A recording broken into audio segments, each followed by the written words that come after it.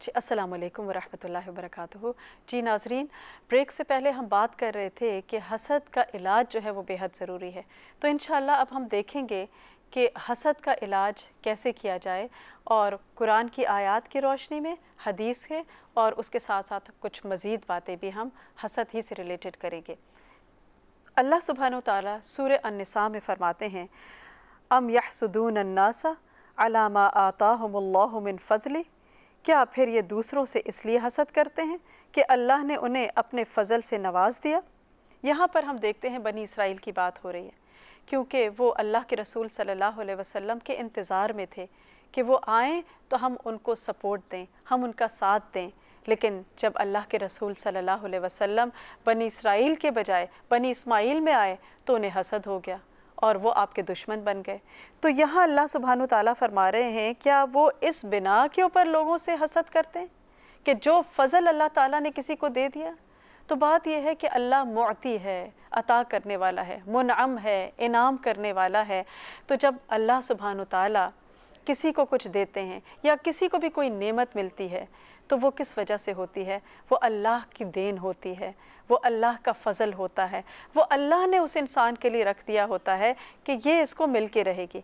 लेकिन हासिद क्या करता है? वो उसको एक्सेप्ट नहीं करता, और वो उस शख्स से ज़्यादा जिससे वो हसद कर रहा होता है उसके देने वाले से नाराज़ हो जाता है कि इसको आपने क्यों दे दिया, मुझे क्यों नहीं दिया। तो इसमें थोड़ी सी समझने की बात यह है कि अल्लाह सुब्हानहू तआला ने इस दुनिया को बराबरी के तौर पे नहीं बनाया, इसमें ऊंच नीच रखी हुई है। पूरी कायनात में ये चीज़ हमें नज़र आती है। इंसान के हाथ को देखें, हमारी उंगलियां देखें, हमारी सारी उंगलियां एक जितनी नहीं है, क्योंकि अगर एक जितनी होती तो हम इनसे कुछ भी काम ना ले सकते। इसी तरह इस दुनिया में भी अल्लाह ने हर एक को ऊंच नीच के मुताबिक बनाया है। किसी को कुछ दे दिया, किसी को कुछ दे दिया, और ये क्यों? ताकि इस दुनिया का निज़ाम सही तरह से चल सके। लेकिन अगर अल्लाह सुब्हानहू तआला हर शख्स को वो दे देते जो वो मांगता है तो फिर तो कोई भी किसी के काम ना आता। तो इस वजह से किसी को थोड़ा सा ऊंचा दिया, मकाम दिया, किसी को नीचा दिया, किसी को इल्म में ज़्यादा, किसी को हुस्न में ज़्यादा, किसी को माल में। तो ये अल्लाह की सारी तकसीम है, और ये पूरी कायनात का एक सिस्टम है, उसको चलाने के लिए अल्लाह सुब्हानहू तआला ने रखा। तो अब आप देखें कि इसमें होता ये है कि जब एक इंसान के पास कुछ कमी होती है तो वो दूसरों का मोहताज हो जाता है, और दूसरों की तरफ से जब उसको सपोर्ट मिलती है तो उनके लिए उसके दिल में मोहब्बत और हमदर्दी के जज्बात आने लगते हैं। तो इसीलिए हम देखते हैं इसमें हमारा इम्तिहान क्या होता है। इसमें हमारा इम्तिहान ये होता है कि अल्लाह सुब्हानहू तआला ने जिनको ज़्यादा दिया है, जो हमसे आगे हैं, हम उनकी नेमत के ऊपर खुश हों, उनसे हसद ना करें और उनके लिए दुआ करें। और इसी तरह जो हमसे कम हैं, जो हमसे पीछे हैं, हम उनको हकीर ना जानें, बल्कि हम अपने तौर पर हम जितना उनको सपोर्ट दे सकते हैं, उनके कुछ काम आ सकते हैं, हम काम आ जाएं, क्योंकि ये निज़ाम अल्लाह ने इसी तरह रखा है। और अगर कोई इसको नहीं मानता तो अपना खुद ही नुकसान कर रहा है। सूरह फलक में अल्लाह सुब्हानहू तआला फरमाते हैं, वमिन शर्रि हासिदिन इज़ा हसद, कि हासिद के शर से जब कि वो हसद करे। तो अब आप देखें, यहाँ पर हम देखते हैं कि फिर हासिद की बात की जा रही है।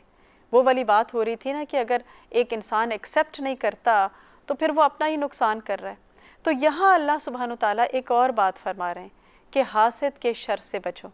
तो बात ये होती है कि हासिद अपने आप को तो नुकसान दे रहा होता है, लेकिन उसके साथ साथ वो इंतकामी कार्रवाई करता है, अपने आसपास वालों को भी नुकसान देता है।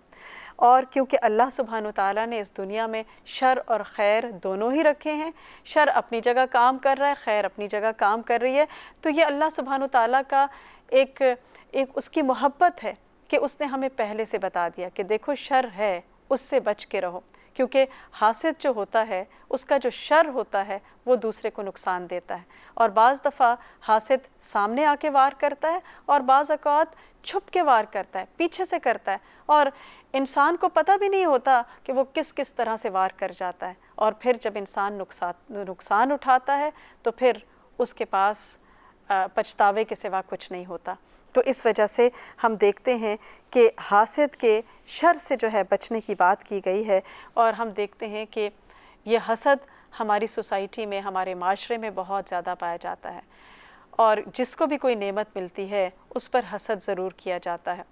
اور پھر آپ دیکھیے کہ آج کل کا جو ایک المیہ اور ایک فتنہ ہے وہ کیا ہے؟ فیس بک، انسٹاگرام۔ لوگ کیا کرتے ہیں کہ اپنی پرسنل فوٹوز اور اپنی پرسنل پکچرز جو ہیں وہ لگا دیتے ہیں فیس بک کے اوپر، انسٹاگرام کے اوپر، اور کھا رہے ہیں تو اس کی تصویر لگا رہے ہیں، کہیں جا رہے ہیں تو اس کی تصویر لگا رہے ہیں۔ اب ہوتا کیا ہے کہ سب لوگ ایک لیول پہ نہیں ہوتے، سب کے پاس وہ نعمتیں نہیں ہوتی، سب کے پاس وہ مینز نہیں ہوتے، تو اس کی وجہ سے ایسا انسان جس کے پاس کچھ کمی ہے، پھر وہ اس کے دل میں اس کمی کی وجہ سے دکھ آتا ہے، اذیت آتا ہے، اور بعض اوقات حسد بھی آ جاتا ہے۔ اور اس کی وجہ سے ہم دیکھتے ہیں کہ آج کل کس قدر مشکلات ہو رہی ہیں گھروں کے اندر، اور بیماریاں اور یہ ساری چیزیں۔ تو بہرحال حسد جو ہے وہ اپنی جگہ موجود ہے، اور اس میں نظر بد کا لگنا جو ہے وہ بھی اس میں شامل ہو جاتا ہے، لیکن ہم دیکھتے ہیں کہ اللہ سبحانہ وتعالیٰ نے اس سے بچنے کے لیے ہمیں طریقہ سکھا دیا، اور وہ کیا ہے کہ ہر نماز کے بعد ہم معوذات پڑھیں، یعنی قل هو اللہ، فلق اور ناس۔ اسی طرح صبح شام کی دعاؤں میں ان تینوں کل کو پڑھیں، پھر اس کے بعد سوتے ہوئے جو ہے ہم ان تینوں کل کو پڑھ کے سوئیں، اور اس کے ساتھ ساتھ انسان مسلسل اللہ سبحانہ وتعالیٰ سے مدد بھی مانگتا رہے۔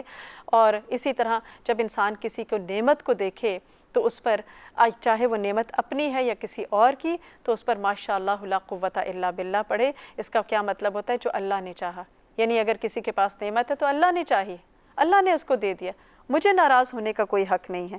تو اسی طرح پھر انسان جو ہے وہ بہت ساری ایسی چیزوں سے بچ جاتا ہے۔